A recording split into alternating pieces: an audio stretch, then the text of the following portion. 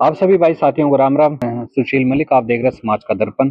और दिल्ली के खाटू श्याम मंदिर में और हमारे साथ भाई जो वर्ल्ड हिंदू फेडरेशन है अंतरराष्ट्रीय, डॉक्टर अजय सिंह, जो अंतरराष्ट्रीय अध्यक्ष जी हैं।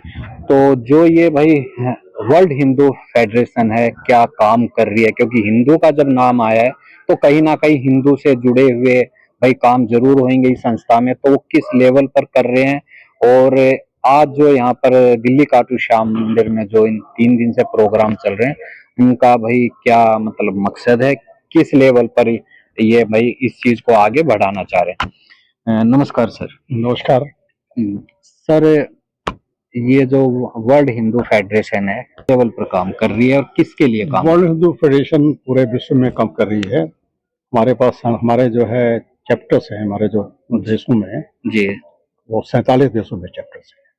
47 में हमारे जो है जी सर, वर्ल्ड हिंदू फेडरेशन के जी अपने तो 47 देशों में हम लोग काम कर रहे हैं और विदेशों में हम अपना दायरा बढ़ा रहे हैं। जी हमारा मुख्य उद्देश्य विश्व भर के हिंदुओं को जोड़ना है। जी सर।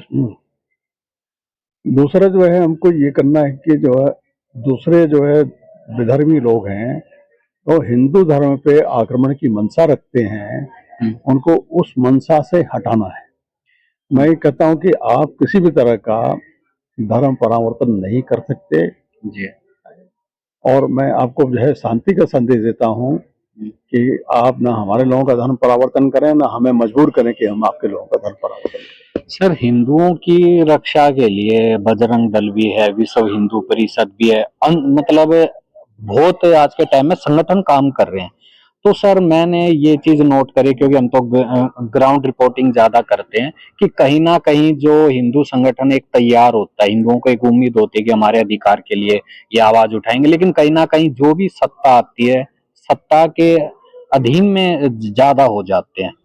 बिल्कुल ठीक है। मैं रहा हूँ विश्व हिंदू परिषद में और बजरंग दल के हमारे मित्र विनय कटियार होते थे, उनके साथ प्रवीण तोगड़िया जी थे, हमारे साथी थे जी, और मैं राम जन्मभूमि आंदोलन में 7 साल रहा अयोध्या में जी, लेकिन जो है बजरंग दल का जो कार्य है केवल देश भर में है, देश के बाहर नहीं। जी, विश्व हिंदू परिषद का भी है लेकिन अपने इक्के दुक्के जो है कार्यकर्ता प्रचारक जो है वहाँ पर है। मतलब हिंदुस्तान में ज्यादा पकड़ है, हाँ, बाहर कम है। आता है जी, क्योंकि हम लोग समसामयिक संगठन है, एक साथ एक दूसरे के जो है वह है, तो इसलिए हम लोग अभी देश में भारत में बहुत ज्यादा वो नहीं करते थे जी, ताकि इन लोगों को अपना मौका मिले। हमारे में आपस में किसी तरह का वो नहीं हुआ, लेकिन देख रहे हैं कि सब तक नहीं पहुंच पा रहे हैं। जी, सत्ता का प्रभाव पड़ने लगता है, सत्ता से हम कभी कभी प्रभावित होने लगते हैं। जी, जी, और सत्ता जो है अहंकार भी ला देता है।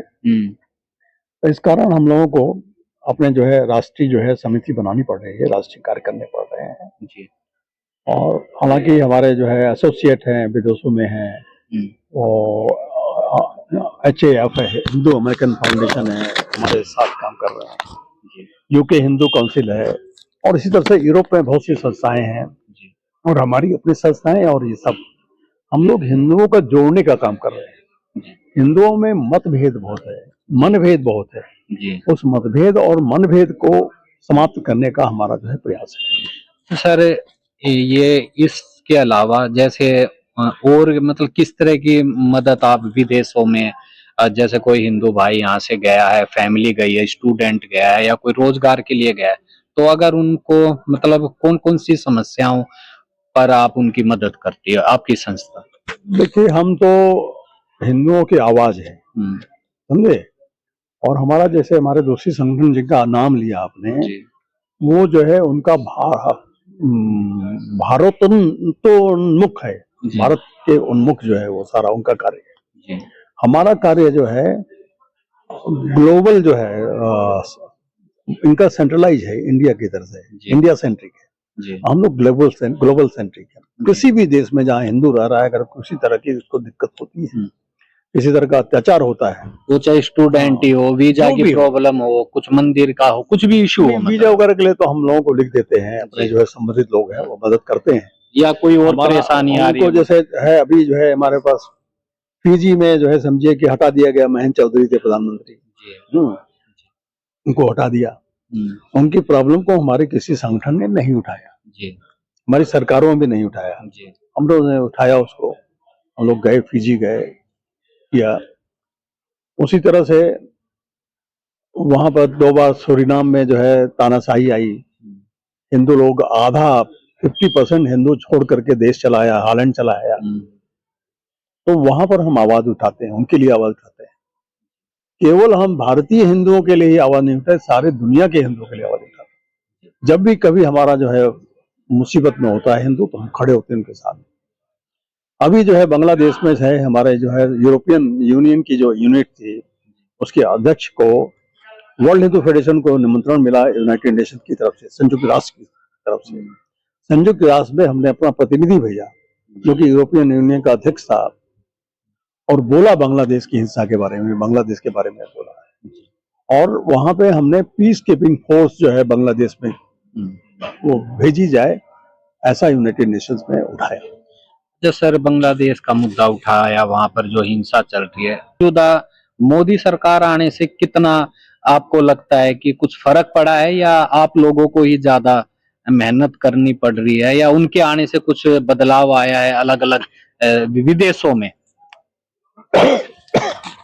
देखिए, हमारी सरकार का ध्यान बहुत ज्यादा अमेरिका और यूरोप की तरफ है।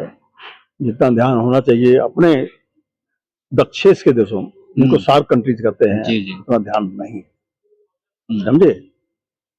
और हिंदुओं की रक्षा करने के लिए हम कुछ भी कर सकते हैं, ऐसा हिंदुओं को विश्वास नहीं होता जी।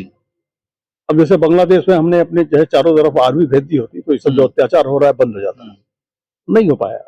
कुछ आरोप भी लग रहे हैं हाँ, कि भाई थोड़ी भारत सरकार की तरफ से लापरवाही भी हो रही है, कुछ उन पे बयान नहीं दे रहे, कुछ सख्ताई नहीं हो रही।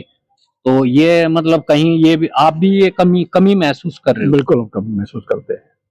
तो कहीं ना कहीं हिंदू अकेला अपने आप को अकेलापन समझता होगा कि उसमें सरकार का जो है उसका किसी का कोई दोष नहीं है, दोष राजनीति का है जी। राजनीति अपने वोट को खोना नहीं चाहती, समझे जी। और राजनीति हमेशा लोकप्रिय बना रहना चाहती है।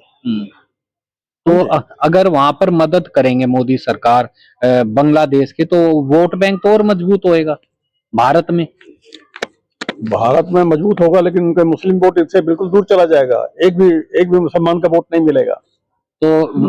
तो आपको लगता है कि बीजेपी को मुस्लिम वोट बैंक की जरूरत होती है? क्योंकि मोदी जी के हमने कई बयान सुने अभी भी लोकसभा चुनाव में कि अगर इनको वोट मिली तो भैंस खोल ले जाएंगे, मंगलसूत्र चोरी हो, तो सब बहुत सी चीजें वो अपनी बात कर रहे हैं, उनकी बात अपनी होगी, अपनी जगह पर है। लेकिन हम तो देख रहे हैं कि बांग्लादेश में कुछ नहीं हो रहा है, और ये कहीं ना कहीं एक सरकार की नाकामी है। इससे आप जैसे जो बड़े लेवल पर काम कर रहे हैं, तो उनकी हिम्मत भी टूटती है। बांग्लादेश में जो प्रतिदिन अत्याचार हो रहा है उससे हम लोग बहुत असंतुष्ट हैं जी। अगर हम लोगों का वो चले तो हम लोग जो है खुद जो है अपने जो है लाठी डंडे लेके कूद पड़े। तो सर आपने भारत सरकार को चिट्ठियां लिख के अवगत कराया? हमने यूनाइटेड नेशंस को चिट्ठियां लिखा, हमने जो है मानवाधिकार आयोग जितने हैं उनको चिट्ठियां लिखा, हमने अमेरिका में जो है उनको मिस्टर ट्रम्प को लिखा जी, इंग्लैंड के प्रधानमंत्री को लिखा, ये जो है अपने जो है सीजीआई का मतलब ये sorry ICJ international court of justice के जजेस को लिखा। हम अपने लेवल पर प्रयास करते रहते हैं। तो आपको ये लगता है कि अगर मोदी जी इस बारे में कुछ अपना सख्त कदम उठाएंगे तो जरूर सुनवाई हो सकती है? बिल्कुल, उनके देश की हिंदू जनता 70% जनता है मोदी जी के साथ खड़ी होगी जी। तो आपको लग क्या रहा है, आप भी इंटरनेशनल लेवल पर काम कर रहे हो, सब जगह जा रहे हो, तो ऐसा क्या है कि मोदी सरकार कोई कदम उठा नहीं रहे, कोई अपने मतलब कुछ ऐसे सख्त बयान नहीं दे रहे, कि क्या लगता है? देखिए, दो बातें हैं, एक तो या तो लापरवाही हो सकती है या सरकार की अपनी कोई योजना हो सकती है जी, दोनों हो सकती है।